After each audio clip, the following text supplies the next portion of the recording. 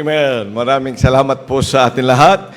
Pastor, thank you very much po sa napakabigat na task ngayon.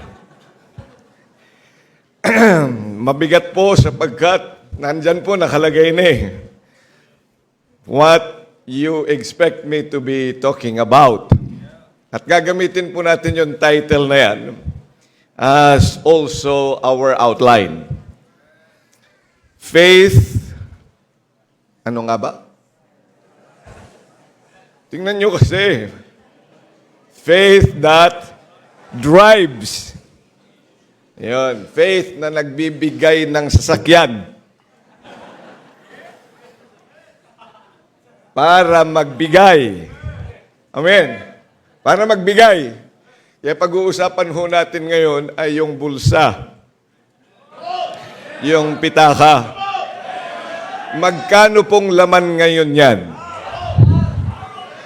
Ay, sa tingin ko, magiging epektibo lang ako pagkatapos nito, ay magbibigay ka talaga. Kung tingnan nyo, 5 na lang yung nag-amen. Ito, pinamahirap talagang topic eh. Nag-usapan na talaga yung yung bulsa, Ang laman. Sino pong may 1 milyon ngayon sa bulsa? Kasi naghahanap po ako kasi may tatapusin lang ako sa Los Baños. Amen. Faith that drives to give and to give more for mission. Amen. So maliwanag ho. Amen. Ang pag-uusapan po natin, wala pong matutulog ho muna. Amen. Pag-uusapan natin yung iyong pagbibigay more for the mission. Hindi ang pagbibigay kay globe. Kung kaloload mo, load ka ng load. Pinayayaman mo lang yung globe. Tapos nakalagay naman pag nag-message ka, mua. Heart. Ganun lang yun. Sana yung pinanload mo na yan, binigay mo na lang sa mission. Amen. Pinayayaman mo yung mga kainan dyan. Pagkatapos, yung Jollibee, yung McDo. Pagkatapos, may sakit ka na sa bato. Buti sana kung tutulungan ka.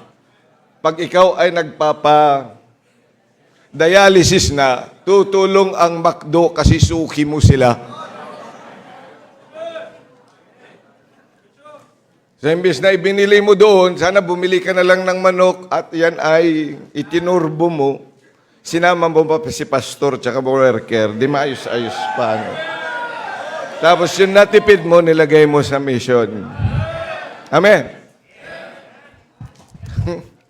Yun po yung mensahe. Yung ang hilig na magpayaman sa mga boy-bawang at saka mga chipi na yan. Pinayaman mo silang lahat.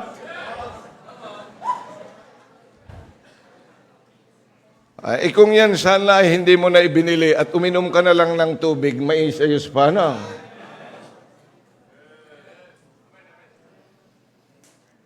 Amen. O, yun lang po. Tayo po ay umuwi na. Okay, tayo lahat po ay tumayo at tayo po ay mag-pray. Because we'll be reading many texts. Bible conference. This is a mission conference naman to, di ba? Okay. So, we'll pray together and then mamaya, pag upo ninyo, patatayuin ulit ko kayo. Patatayuin. Hindi papatayin. Papatayuin ko kayo every time we open a text. Amen? Basta may text, I'd like you to stand up. Kaya dapat laging bukas. Kasi ang kakausapin ko ho, yung ating text po, ay para sa mga matitinong Kristiyano at saka mature. Nakalagay dyan faith that drives to give more for mission. Kasi kung bago-bago ka talagang mananampalataya, perhaps hindi ka pa nagbabalik ng tithes mo. Paano ka magbibigay kung wala pang tithes? Di nagnanakaw ka. Hindi na ako magpapataas ng kamay. Sino nagtatights dito? Umupo na lang yung hindi. Totoo? Lahat nagtatights? Yung nagtatights faithfully. Naglagay ka lang tithes, pagkatapos ang sweldo mo, 100,000, nilagay mo 5,000. Akala mo, lalaki na eh. Hindi yung tithes. 100,000, magkano dapat yun? 10,000, tama? Hindi nagnakaw ka ng 5,000. Sa Diyos yun, 10,000 eh. Alam mo na? So, pwede ka na umupo. Tapos bigla ka nagbigay ng tithes, ngayon lang, minsan. Every time, ang tithes, every blessing. Kaya challenge ko din sa mga members sa Los Baños. Alam nyo, kung inaasahan mo lang yung iyong sweldo bago ka mag-tithes, you are not giving for the Lord. Dapat magta-tithes ka kasi may blessing pa ang Diyos sa'yo bago pa yung trabaho mo. Dapat meron ka na. Huwag kang umasa lang doon sa boss mo ng blessing, kundi sa Diyos. So pag may tinanggap ka, mga extra income, ibig sabihin, galing talaga yan sa Diyos.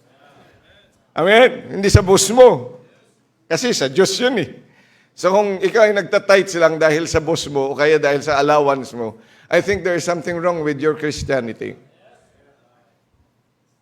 Kaya tingnan mo ito, tapos pag-uusapan natin, faith that drives to give more formation. Tithes mo nga, hindi mo maayos-ayos.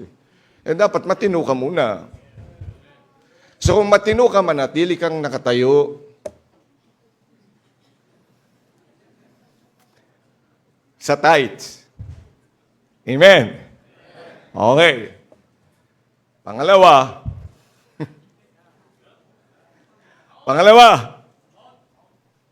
Ito, hindi natin ito magagawa. Faith that drives to give more formation.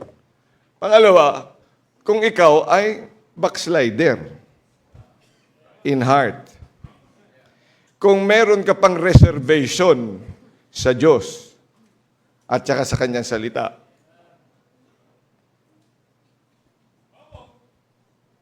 Kung hindi ka pa nagsusuko ng buhay mo, hindi dahil nagsuko ng buhay, full-time na, di ba? Ang ibig sabihin natin, sino kumubuhay mo? Because you cannot give unless you have given yourself first. Kuntuwa nga ako sa mga preaching natin, kahapon pa hanggang ngayon. Kung hindi ka pa naman nagsuko ng buhay mo, ewan ko na lang. So, kailangan talaga matino itong mga kakausapin ko. Yung mga hindi pa nagsusuko, may mga mga doubts pa sa buhay nila, maupo na kayo. Aba, matitino lahat ito. Amen! Hallelujah! Woo!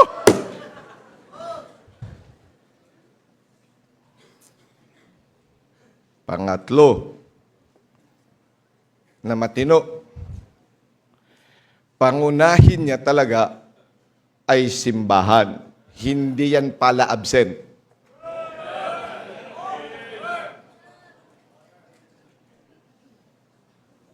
Basta nagsimba. Ano ba sabi natin pagsimba? Pag sinabi natin church, number 1, assembly. So pag sinabing assembly, may tukoy na oras. Wala man, mag-assemble tayo. Kanya-kanya na lang tayo kung anong gusto nating oras dumating. Pwede ba yon? So anong klaseng assembly yan? Hindi yan, church. So tukoy na oras. Amen. Tukoy na oras. Ano bang mga services ninyo paglinggo sa inyo? Okay, kung matino ka, manatiling nakatayo. Lahat ito hindi na-relate. Pastor, I like to stay here. It's utopia.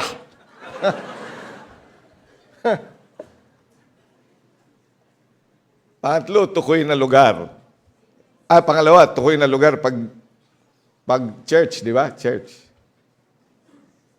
Marami kasi, lalo na dito, malaki-laki na, no? Nasaan ka? Nasa church, nasa CR ka. Tapos nandoon ka sa KJB, nagme-merienda sa 1611. Sasabihin mo, nagsisimba ko. Ang simba, tukoy na lugar. Amen. So dapat alam mo na nandyan nga. So kung pakalat-kalat ka, huwag mo sabihin nasa church ka. Wala ka sa assembly. Because church is an assembly. Amen. So yung mga pakalat-kalat muna bago pumunta ng auditorium, ng tukoy na oras, pwede na maupo. Oh, talaga naman. Pastor, okay. Mga pastor, maraming salamat po sa ating mga miyembrong matatino ngayon. Amen. Pangatlo na ibig sabihin ng church means a body organized. So, kasama ka sa mga divided na mga gawain sa simbahan. Involved ka. Nasa soul winning, naglilinis ng simbahan, nasa choir, nasa Sunday school, ano pa. Name it in the church. So you are involved, nandoon ka. So kung nandoon ka lagi, nasa bahay ka, nasa church ka, manatiling nakatayo, kung hindi pa, nagpapasundo ka pa, pwede kang umupo. Wala talaga. Okay? Amen! Wala talaga. So ngayon, nagbibigay ka. Okay. Ito ba ha? Ito ba? Pang-apat na. Oh, naka-apat na akong text. Ay, naka-apat na. Dapat nagbibigay ka talaga sa mission.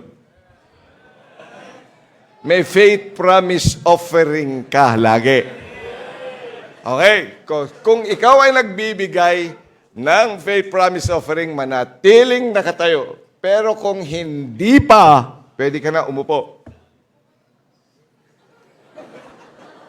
Lahat talaga, Pastor, lahat. Pakicheck nga mga pastors natin, lahat ng mga dumalo ngayon, kasi lalabas mga sinungaling ang mga ito eh. Yeah, honestly speaking, bakit ba tayo nandito para sa salita ng Diyos, di ba? Eh kung talaga namang hindi ka nagbibigay pa ng faith promise eh. Wala ka namang faith promise talaga, ba't hindi mo aminin sa buhay mo? Kaya hindi mo maamin, kaya hindi ka babaguhin ng Diyos kasi hindi mo maamin. Tingnan mo, kung hindi mo maamin na amoy sibuyas ka, kahit kailan, hindi ka maglalagay ng deodorant. Kasi sasabihin mo, okay naman lang aking pabango eh. Kasi hindi mo maamin na yan, na dapat mong baguhin sa buhay mo. Okay, so kung nagbibigay kayo lahat, ng faith promise. Praise the Lord.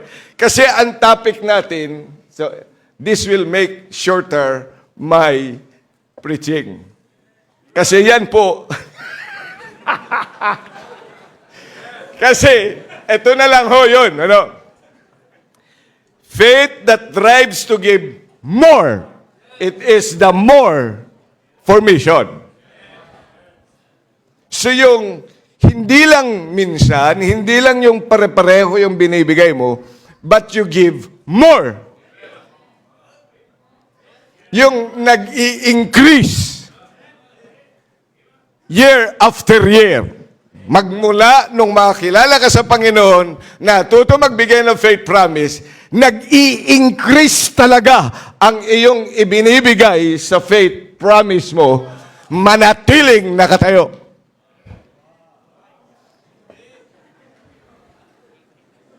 Ay wala na talaga. Ibig sabihin, what is the preaching for?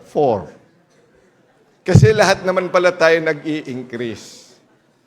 So, nakatayo pa. Nakatayo pa. So you are giving more each year. Si Maynard lang ang hindi. Ay, sorry nasabi ko. Pero naalala ko nung Bible school, Amen. So, pray muna tayo. Sige, aminin nyo na nga lang. Ayaw kasing umamin eh. Okay. Pray muna tayo para humingi tayo ng tulong sa Diyos na tamaan ng kidlat yung antena.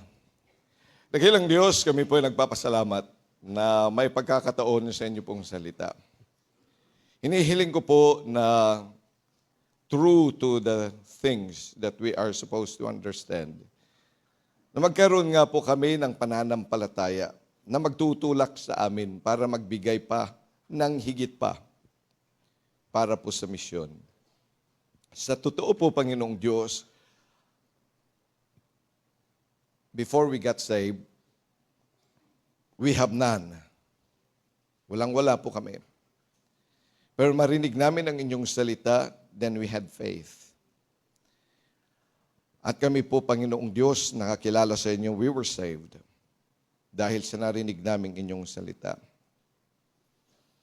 At nakarinig pa po ng inyong salita. That's why we have been driven to obey. Kaya po hinihiling ko, Panginoong Diyos, na bigyan mo po ng inyong lingkod ng sapat na kaalaman, clarity, para po, Panginoon, ang bawat isa sa amin, truly, would have faith that will drive us to give more for mission. Maraming salamat po sa pagkakataong ito at sa mga talata na amin nga pong bibigyang pansin. Kayo nga po ang mangunguna. Maraming salamat sa pagkakataong ito. That after this, we would indeed give more for mission. Marami po, Panginoong Diyos, na mga kalalakihan in our midst, ngayon lang, that are willing to give their lives para po sa pagmimisyon in the near future. Some of them maybe are ready. Some of them are to get into training first. Yung iba po, mga bata pa. But we have to take good care of them dahil nangangailangan nga po ang inyong gawain ng mga lalaki na natitindig upang sila ay mangaral ng inyong salita, that we can go all throughout the world para po maipangaral ang ebanghelyo at mga ligtas. At doon din po magtayo ng iba't ibang simbahan para nga po, Panginoon, magsilbi na ilaw, magsilbi, Panginoong Diyos, na gabay ng mga taong mga naliligaw. Dahil kailangan po ng tao ang inyong apong salita, ang ebanghelyo, ang kaligtasan, ang totoong pagbabago ng buhay, ang katiyakan ng sangkalangitan. Kaya nga po hinihiling ko na ikaw ang mangunguna din po sa amin as we look at one of the very vital parts of this commission, our giving. Kaya po, pangunahan mo po ang inyong lingkod sa pangalan ng Panginoong Hesus. Amen. Okay, please take your seats.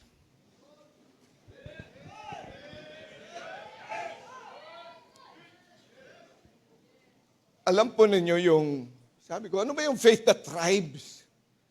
Faith that drives. So, nung ibigay sa akin ang text na yun, faith that drives. Faith is actually taking God at His word. Amen? Oh, taking God at His word. Kaya nga tayo, kung ikaw ay ligtas, pwedeng tumayo. Okay, take your seats. Amen. Diba, pag ikaw ay ligtas, lalo na pag lalaki ka, at tinanong ko, are you saved? Magandang tumayo ka at magsabi ng malakas na amen. Are you saved? Woo! Amen. Take your seats. Sino naman may sabi na ligtas ka? Sino may sabi na ligtas ka? Sino? Ang Panginoon po. Nasaan? Ano sinabi sa'yo ng Panginoon? Kailangang manampalataya. Sabi ng Panginoon, manampalataya ka. Ligtas ka na. Tatanggapin siya sa puso bilang sarili na kapagligtas. Ba't parang takot na takot ka, kapatid? Di ba, narinig mo. Pero pag tiningnan ka, sa tingin mo, pag tiningnan ka, nagsasalita kang ganyan, maniniwala yung iba? Naligtas ka nga? Di ko po alam kung maniwala sila. Kasi it's not yet faith that drives. It's a faith and then we have accepted it in our hearts. Puso kasi yun eh. Isipan yun. That is the faith that we have. Kahit man tingnan natin dito, sino bang mga mukhang ligtas? Pakitingnan nga natin. Cameraman, tingnan mo nga kung sino ang mga mukhang ligtas. Pakita mo nga dyan. Go! Hanapin mo yung mukhang ligtas. At wala naman talaga makakapagsabi na ito mukhang ligtas to. Because that faith is in the heart. Salvation is in the heart. Amen. Only God sees the heart. For we ought to believe that Jesus died on the cross for our sins and that He rose again so that we can be saved. You believe with all your heart. And then you confessed. Confess. Kaya nga po, maganda talaga yung sinner's prayer. Yung mga ayaw niyan, hindi ko alam kung ano ay kinonfess nila. Kung si Maria ang kanilang kinonfess. So confess with your mouth the Lord Jesus and believe in thine heart and thou shalt be saved. So when I believe that word in Romans chapter 10 verse 9, I know I am saved. Whether he believes or not, but I believe it with all my heart and so I say, I am saved. Are you? O, tingnan nyo, nakalimutan ng mga lalaking to eh. Are you? Mabigat ba?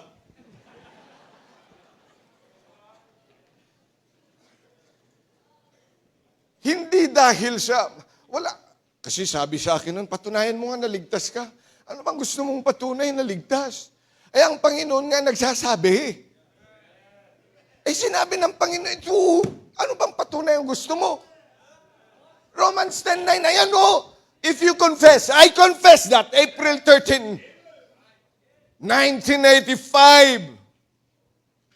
I confess Jesus, hindi siya yung santo ninyo, hindi siya yung Nazareno, hindi siya yung nakapako sa krus, hindi siya yung tao lang, hindi siya yung propeta lang, hindi siya yung maliit na Diyos, hindi si Kibuloy. But my Jesus, that the Bible tells me that He is the Word of God, that He is the eternal God. He is the person I confessed with my mouth. You were not there. Wala ka noon doon sa dorm namin alas 10 ng gabi.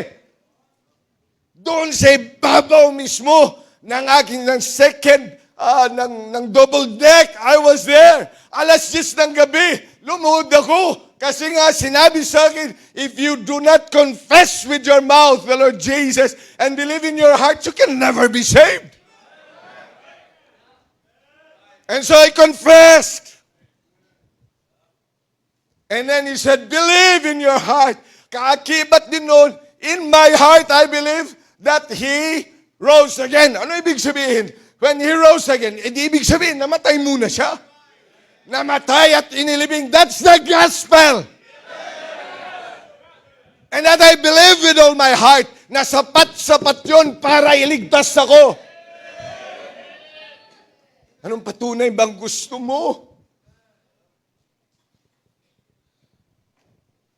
Salita mo ba paniniwalaan? Oo, salita ng Diyos.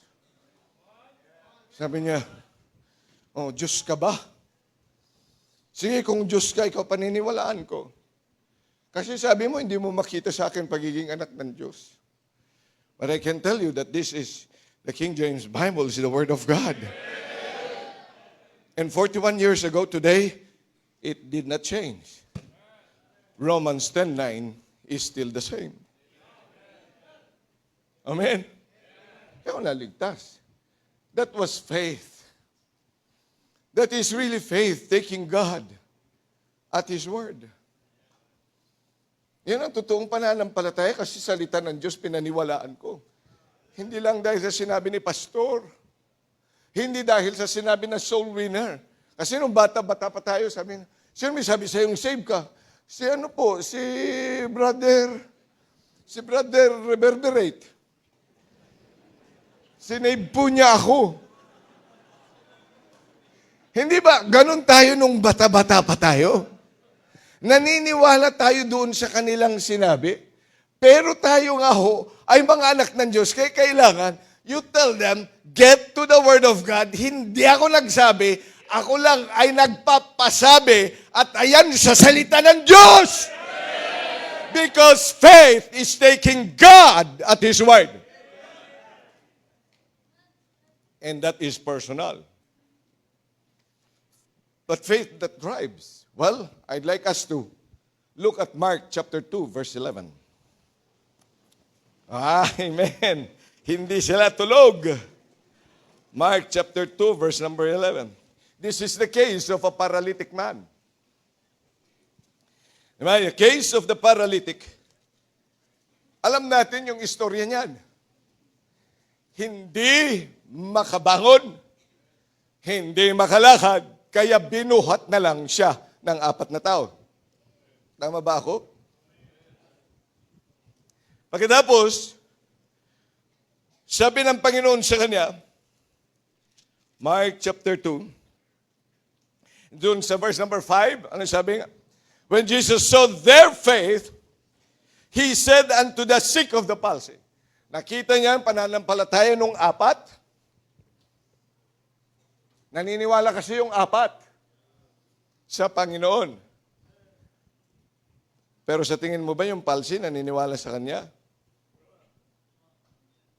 Kaya ang kinausap niya, hindi yung 4. Sino kinausap niya? Yung palsy. At ang sabi niya, ano sabi? Son, thy sins be forgiven thee. You see, Christ was first. Christ was really very interested with his soul first. Kaya lang ito muna maligtas. Because I know I can make him whole. Pero paano kung pag hindi naligtas yan? Di mamamatay din yan. Kaya kailangan muna ng patawad. Amen? So it was the soul that he was after.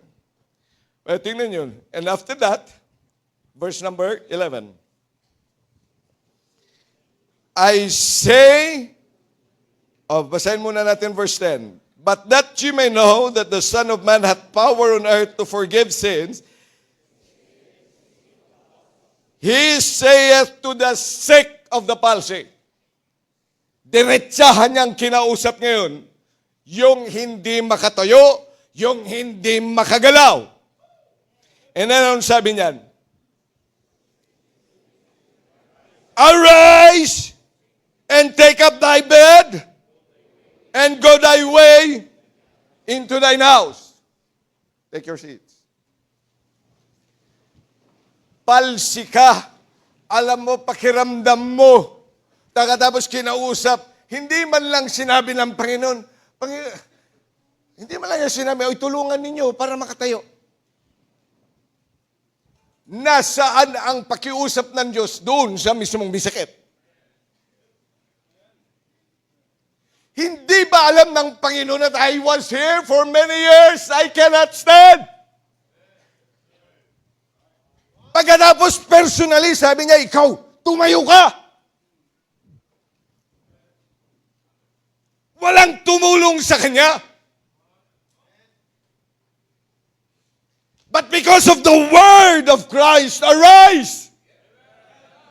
He arose! Took up his bed!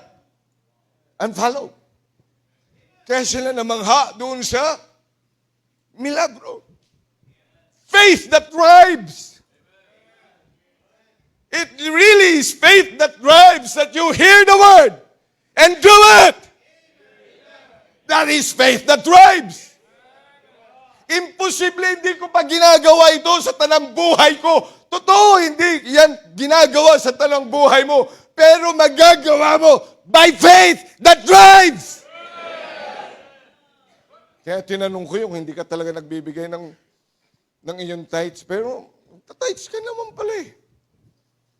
Kasi ako po Ilocano. Pero kukuhanin na nga ng gobyerno 10%. Ngayon, 12% na ngayon tax, di ba?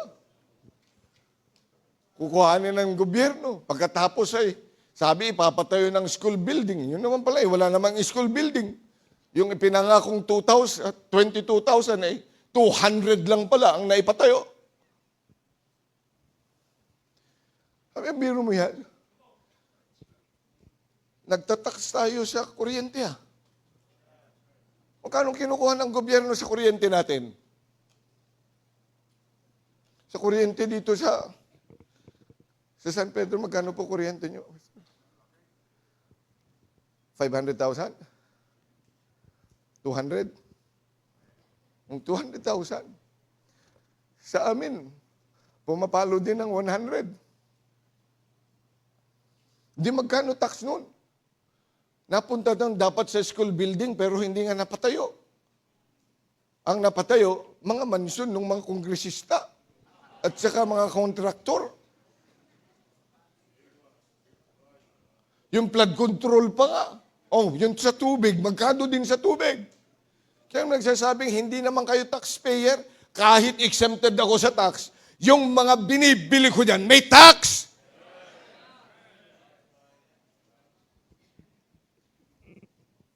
Tapos kukuhanin pa ni pastor yung 10%. Kaya maraming mga galit, kahit baptist, galit sa tithes. Pag sinabi ng pastor na, huwag niyong sabihin sa mga miyembro na magnanakaw yung hindi nagtitithes. Sabi ko, hindi naman kami nagsasabi ang Panginoon, no? Sa Malakay naman, we are just a spokesperson of the Lord. Saan ka nagnanakaw? Saan mo kami ninanakawan? Ano sabi ng Panginoon? In tithes and offering. Buti sana kung tithe lang isa. Ibig sabihin, marami ka pang blessing. Ang tinithesan mo lang, yung sweldo mo. Ay sabi ng pa yung tithes. Di ba may S yun? Plural, maramihan, for one tithe is for one blessing. Amen. Oh, ang dami mong tinanggap. Pero ang tinaitsan mo lang, yung sweldo mo. Bakit tahimik? Ako, ganun din yun eh. Pera ko yun eh. Pero marinig ko yun, untay-untay. Ganun pa yun eh. Di ba, Brad? Mga Ilocano, ganyan-ganyan. Sige na nga! Pero the more that you do it, hanggang isang araw, sabi ko, yung pera ko, hindi na talaga yun eh. Yung pagkadating na ng pera, alam mo, 10%, hindi na sa'yo yun. Amen. Pagkatapos hindi pa natapos si pastor, nag-preach pa ng offering! Offering. Pagkatapos, hindi lang isang offering, offerings. Dalawang ibig sabihin ng offerings. Offerings, ibig sabihin maraming klaseng offering. Plus, laging nag-o-offering. Amen. O pwede nagbigay ka, dami mang offering sa una, pa yung pangalawa, one na. Hindi offerings nga yun. Ibig sabihin, sa susunod, meron pa ulit. Ano? Hindi ka makapag-offering kung wala kang tithes.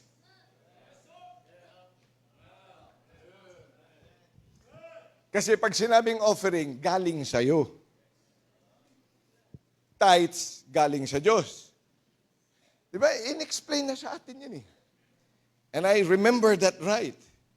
Diba? Pag tumatanggap ka, pareho kayo, partner mo ang Diyos.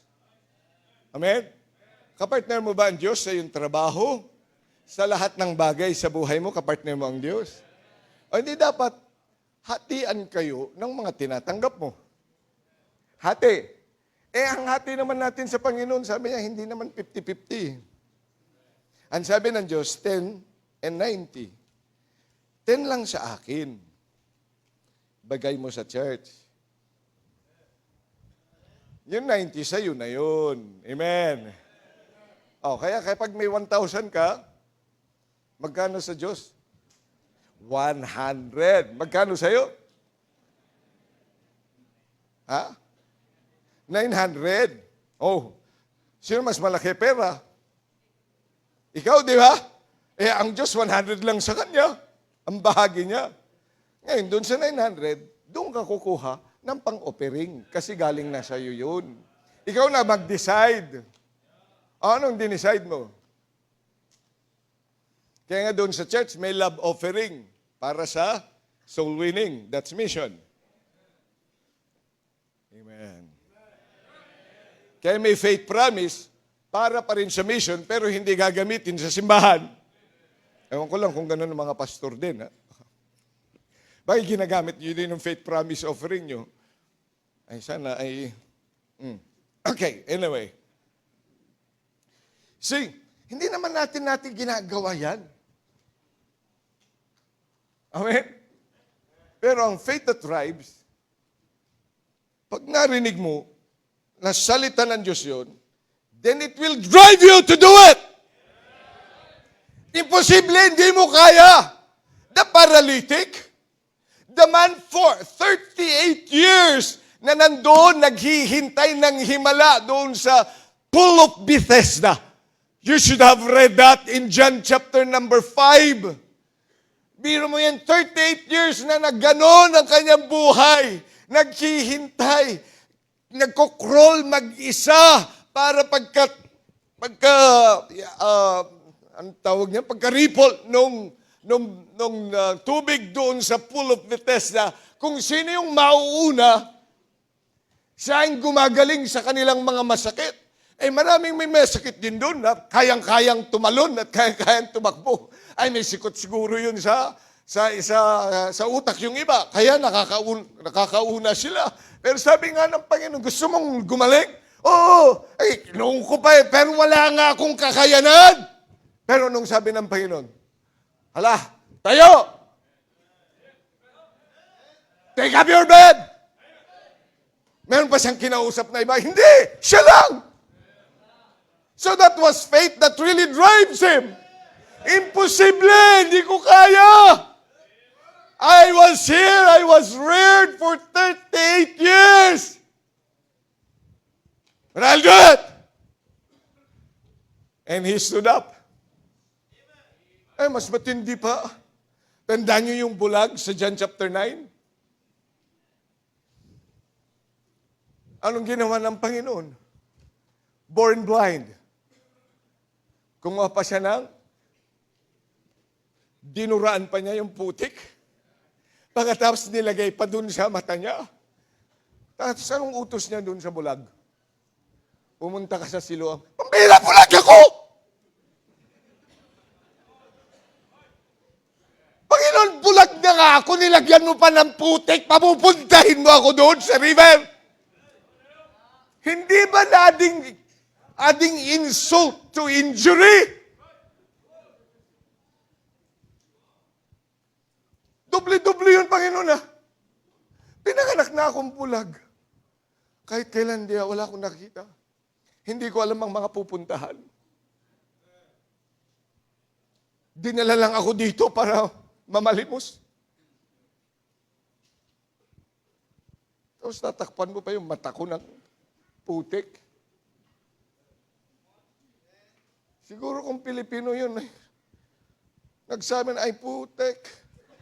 Di ba?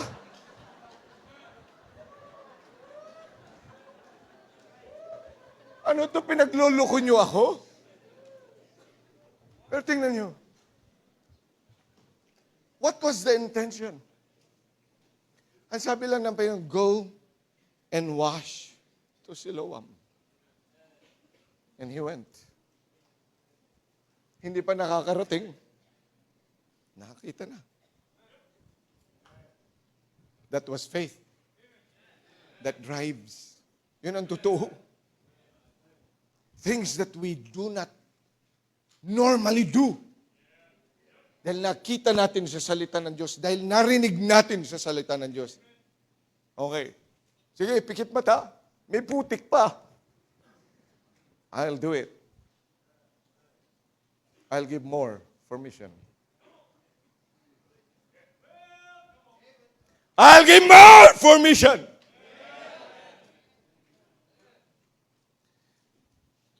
Pero pastor, nandyan ba yan sa salita ng Diyos? Oh, sige. Buksan natin. Galatians chapter 6, verse number 6. Galatians chapter 6, verse number 6.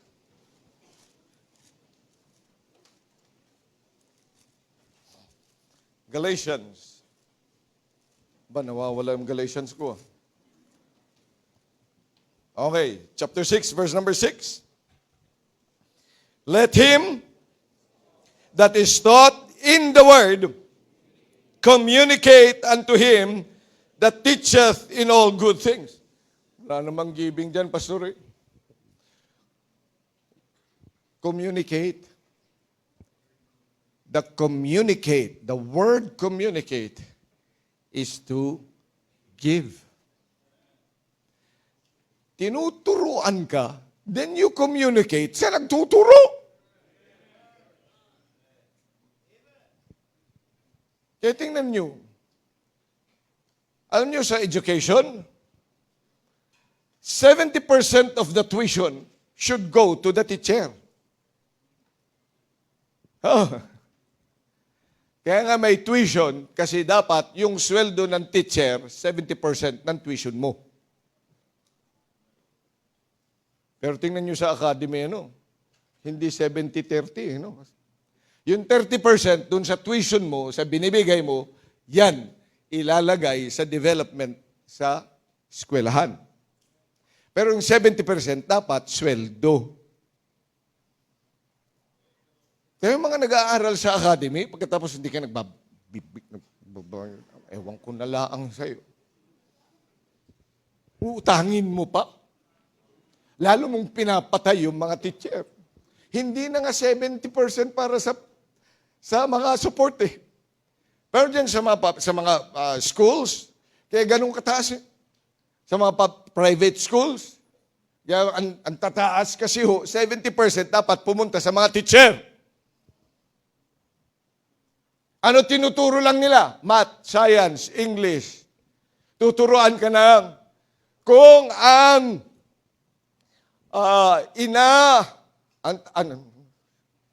ang iyong ama ay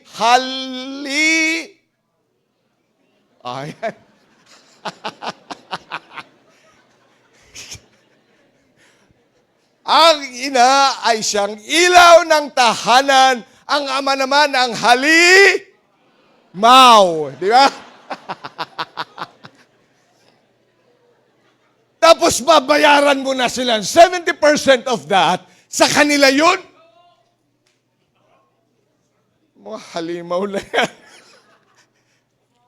Take your seats. So sabi ng Panginoon, di ba dapat nga, kaya dapat nagbibigay ka talaga? Because you see, mission cannot go on without the man. Pastor has to come here. Without the man, there could be no ministry. Hindi ko maintindihan yun dati. Pero naintindihan ko na when you start going to a place where no one knows you, ikaw lang mag-isa, no one knows the gospel, ikaw lang mag-isa, doon nag-uumpisa. When Pastor came here, wala namang kakilala. Pero dumami. And look at what has happened 45 years after that. 46 next year. 46, 47.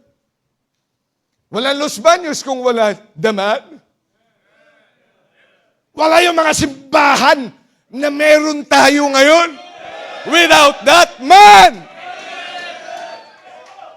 And thank God He has never changed.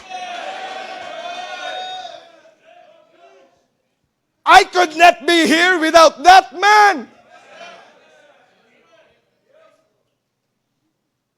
Tigas yata ng ulo nito. Hindi ko talaga makalimutan. Gusto kong kumanta. Sa lahat sa totoo lang po, gusto kong kumanta kasi ang una kong pangarap ay maging isang pinakasikat na tenor ng buong mundo. Tatalunin ko talaga yan si Pagarotti. Kaya sabi ko sa mga magulang ko, punta ko sa UP College of Music at mag-enroll ako ng voice. Sabi ng nanay ko, wala ka ng pera dyan. Hindi tingnan yan si Pagarotti. Nag-ano lang siya ng isang concert. Biro mo, bilyon yung kanyang kinita. Bibilhin ko itong buong lupa na ito para sa inyong lahat. Naligtas ako. Nakipag-competensya pa nga ako nung elementary, pastor. Nung elementary, di ba yung competition? Ano yan? Para ka nasa boxing area, arena. Pero may batingting din yun. Pag hindi ka nagustuhan ng mga judges, tang, kahagad. Grade 3 kami, ang dami kami. Ako talagang yabang. Sabi ko, di akyat ako. Prinaktis ko ng husto yun. Isang linya pa lang. Mama. Sabi, tang, bumaba ka na yun! Hindi nyo pa nga napapakinggan yung boses ko eh. Pinalayas na ako. Di ko talaga makalimutan yan, mga kapatid. Talagang, nakpo. Sumali kami. Kaya merong children's choir sa school. Sumali din ako. Natanggap naman, kaya lang natalo.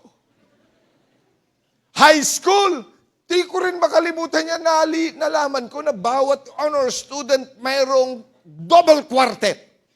Andun ang valedictorian, andun ang salutatorian, tapos yung mga honorable mention. Andun silang lahat, double quartet.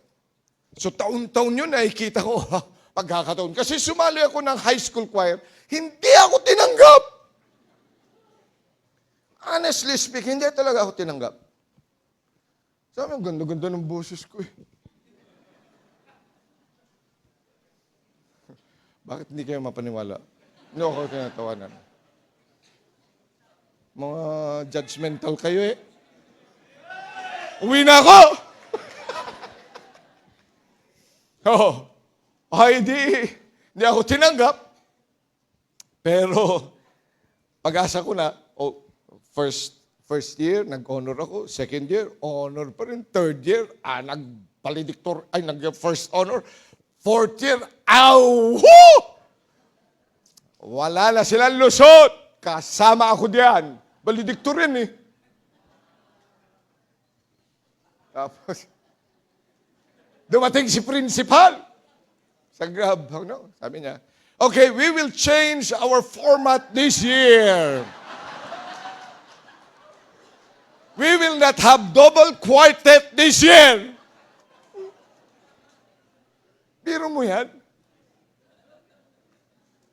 Naligtas ako. Nag-college. Noon ako sa Los Baños. Pastor, pinakanta ko na solo. Ang una kong kanta, hindi ko talaga makalimutan. I would love to tell you what I know of Jesus.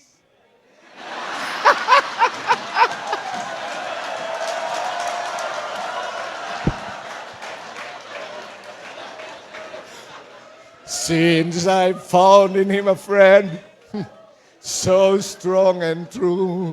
Buti na lang, wala talaga. King, pakitanggal ang support. Tingnan po ninyo, mga kapatid. Nasaan ba tayo? Bakit tayo nandyan?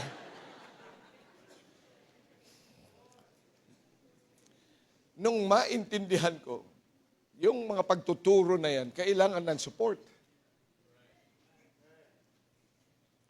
Naturuan na maayos yung buhay. Nung nasa choir, si pastor noon, Sabi, gusto niya nakanektay ang mga kakanta. Ay, hindi ho ako sanay. Sanay lang ako t-shirt. Tapos yung buhok mo, pinapakialaman pa ba yung buhok na yan? Ang sarap-sarap yata yung mahabang buhok, tapos gaganon-ganon mo. Tapos walang suklay-suklay. Di ba? Tipid na yan sa shampoo, tipid pa yan sa tubig, tipid sa lahat. Pakikialaman pa yan. Sabi niya, kailangan maayos yung gupi. Tapos dapat pag kakanta, maayos. Hindi ako sanay talaga mag-necktie, Brad. Pero gusto kong kumanta. Sinuot ko yung necktie, kapatid. Pasok na ako doon. Mag-isa pa nga ako sa lalaki. Tapos di kumanta. Natapos namin ng special number. Pagbaba. Siyempre, pagbago talaga, pag sikip na sikip, kailangan mong tanggalin yun. Tinanggal ko talaga yan. Tapos ayos ulit. Pagkatapos ng service, sabi sa akin ni Pastor, tandaan niyo pa ba yun? Hindi na. Sabi niya, Arnold, halika. Po. Kala ko, sasabihin niya, congratulations, ganda na. Ganda na. Ganda na special number niyo. Very good. Ikaw itindig mo ang mga kalalakihan sa iyong ginagawa. Sabi niya, yung necktie, hindi yan pang-stage. Yan ang pang-service. At yan ay gagamitin mo buong araw. Hindi lang doon. Sabi ko, kala ko eh.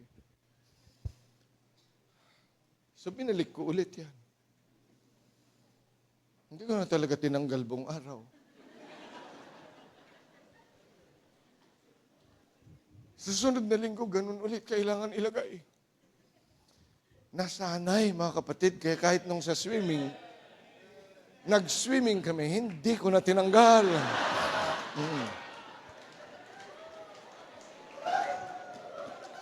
Bagay naman kasi mas maganda yan, pag lunod ka, mas madaling hilahin. Okay, anyway. Yung nagtuturo, dapat talaga. Kasi it's something that we should really do, something else. So nasa salita ng Diyos. Ano pa sabi ng 1 Corinthians chapter 9, verse 13 and 14? 1 Corinthians chapter 9, verses 13 and 14.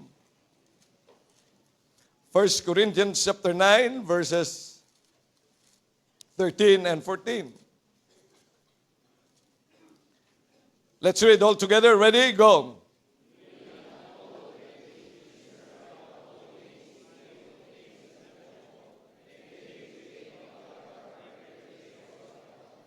Even so hath the Lord ordained that we which preach the gospel should live of the gospel. Otherwise, if the man that we are going to send ay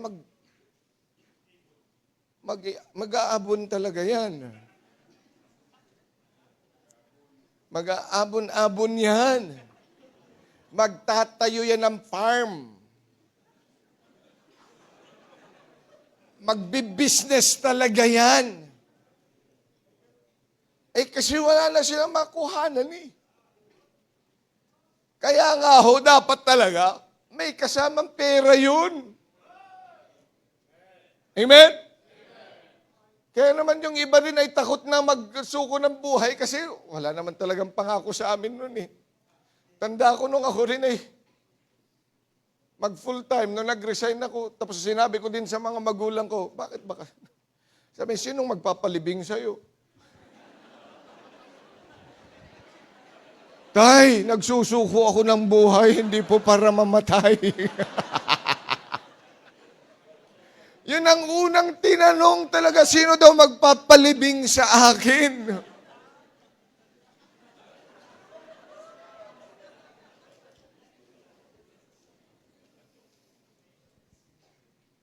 Pero buti na lang, Hindi pa ako naililibing hanggang ngayon. Buhay pa naman sa biyaya ng Diyos.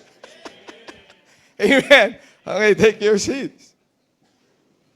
Sa totoo, I was also tempted to have my sideline. Bago ako mag-resign, nag-shut up ako ng mga jobs, editing jobs, at sa paggawa ng mga publication sa iba't ibang mga offices. So I will have sweldo 15,000 a month. Mga 19 kupong-kupong pa yun. Kaya hindi yun sa panahon ngayon. That was in basta 19. Okay. So, yun, 15,000. Sabi ko, hindi kami magugutom. Kasi nagsabi din ako, pastor, nag-resign na ako. Pero alam mo, hindi yung sinabing, sige, ang church na ang bahala sa ganito. Sabi, basta, okay. Okay. Nag-resign kayo. Okay. Sabi ko, okay. Kaya, pagdating ko sa simbahan, ang trabaho pala ay hindi hanggang dito. Hanggang doon. Hanggang doon. Wala nang panahon. Kaya sabi ko doon sa mga, Arnold, nasaan na yung mga nasaan na yung mga assignment mo? Nasaan na? Pakibigay na lang ho sa iba. Pakibigay na lang sa iba. Hindi walang pera. Kaya doon, binigyan ako ng Panginoon ng pusit story.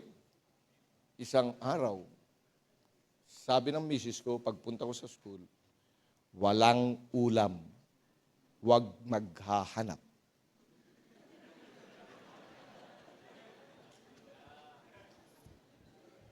Sabi ko, okay lang. Pagdating ko sa school, isip ko talaga, pastor, hindi ako uwi. Rin lang naman pala. Tatabi na lang ako sa mga estudyante ko. Eto, ang dadaming mga magbaon, hindi naman nila nauubos. Biro mo, 4 na hotdog ang kanyang ulam, kalahati lang nakakain niya. Sabi ko, tabihan ko to. Siguro naman yan, hahatiin muna bago ibigay sa akin, di ba? Yan ang aking masamang balakin. Sabi sa academy, may I help you? May I help you, ha? Wow, me? May I help you? Sabi ko sa Panginoon, ako po, I need your help. Wala kaming ulam. Sa bawat estudyante doon, may I help you? I was asking the Lord, Lord, you help me too. Ayaw ko nang umuwi, pero nahiya rin ako. May hiya din pala ako. Sabi, Panginoon, uuwi ako. Pag uwi ko sa bahay, pagbukas ko ng pinto, nagpiprito ang misis ko. Sabi, walang ulam. Sabi ko, uy, ano yung piniprito mo? Hulaan mo. Di, inamoy ko. Sabi ko, uy, pusit yan, pusit. Amoy pusit eh. Sabi, hindi. Hindi pusit yan. Hindi nga eh. Ano yan? Puset. Sabi ko, bakit puset? Ang laki pala yung laki. Saan galing yan? Sabi ng misis ko, sa langit. Oo, alam ko naman sa langit talaga galing yan eh. Pero saan nga galing? I just want to know. May isang miyembro ng CBB, si Los Baños, na nagaling sa Quezon. May dala-dalang bagong huli ng 2 pusit na malalaki.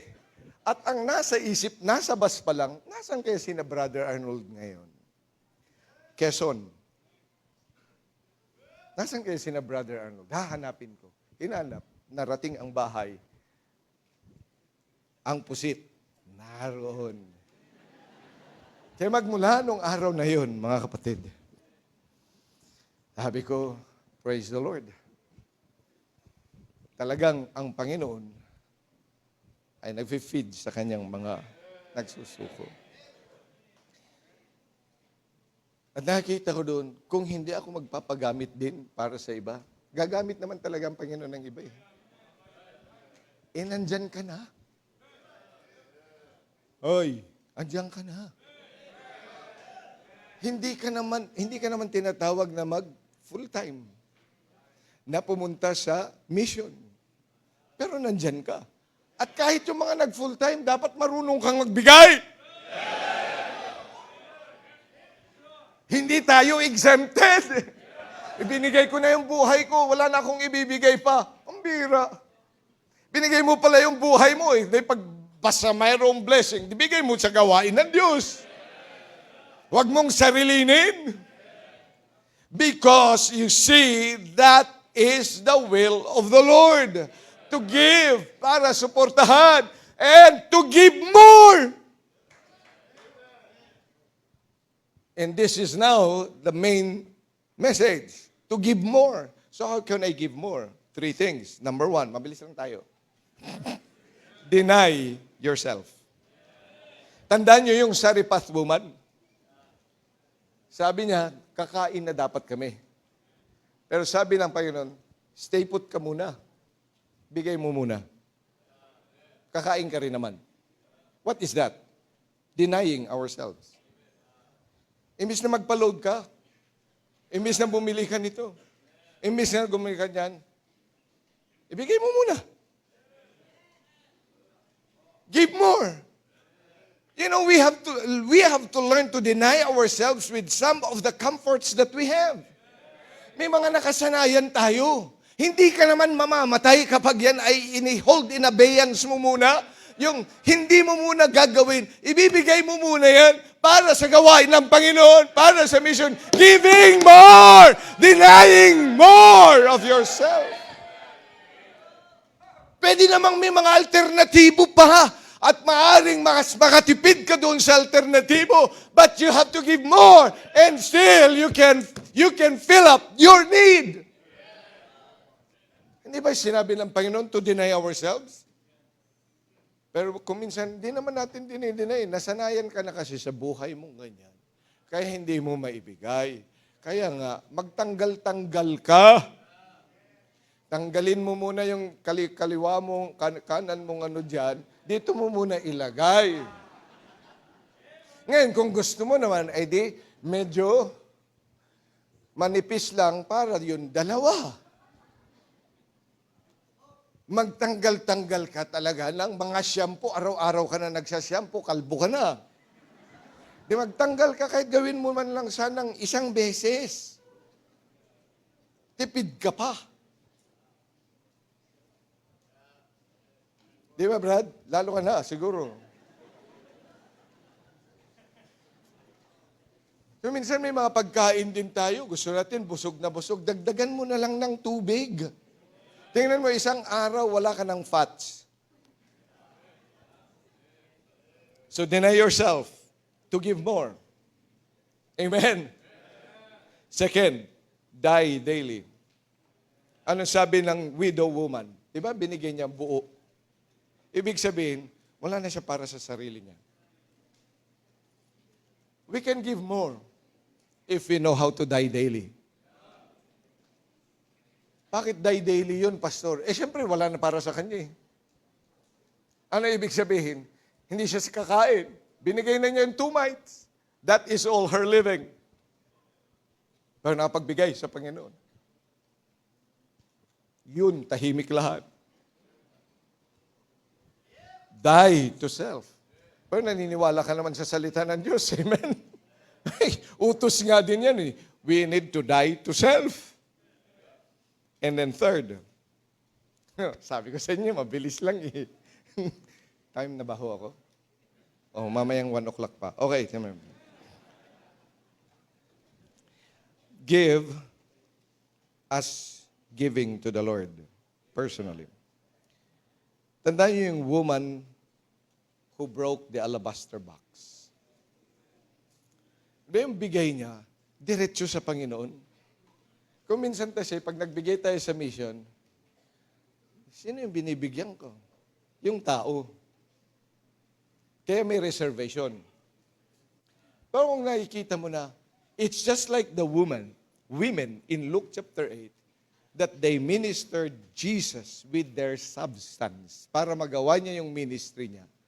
They did everything because they were doing it personally to the Lord.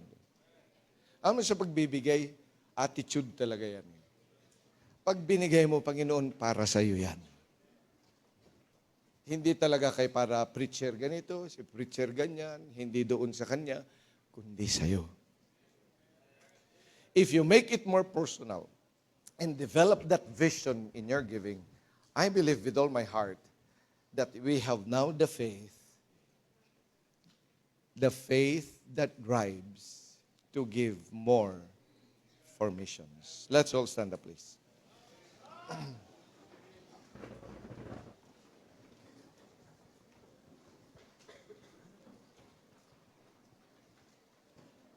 Alam kong alam ninyo yung Philippians 4:19, di ba? Amen?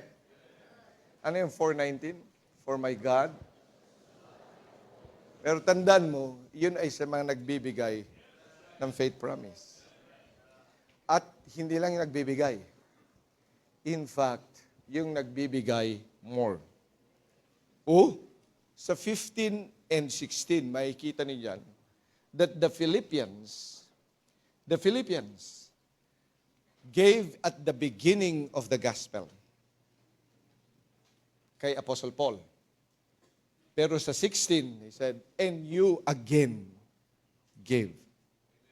So yung, wag mo itong kukuhanin. For my God shall supply all your need. Ay, hindi ka naman nagbibigay more for mission. You ought to give more for mission. Do not get that phrase and that blessing for your own personal gain. It is for those who have